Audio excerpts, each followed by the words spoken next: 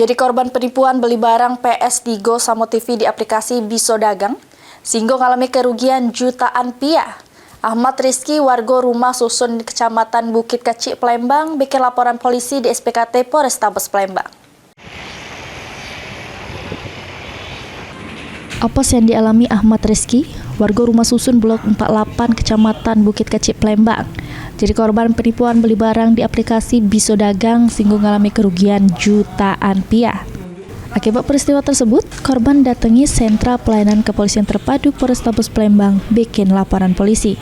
Diungkap ke korban, kejadian bermula pas dirinya nak beli PlayStation, PS3 sama televisi di marketplace.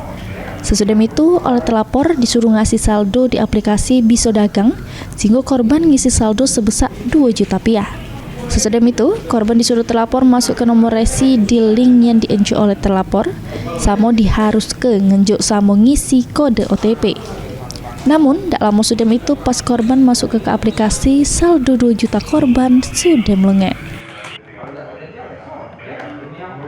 Awalnya nawar PS3 sama TV-nya di Facebook, bola lanjut ke WA, terus si penipu download aplikasi Biso Dagang. Dan untuk meyakinkan, sudah top up sebesar 2 juta rupiah. Sudah top up 2 juta rupiah, dia ngirim link, terus disuruh sesuai arahan dia mengikut link itu, terus minta kode OTP.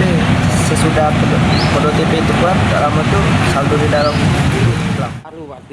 Laporan sudah diterima petugas SPKT, selanjutnya ditindaklanjuti Satreskrim Polrestabes Palembang. Heru Wahyudi, PAL TV.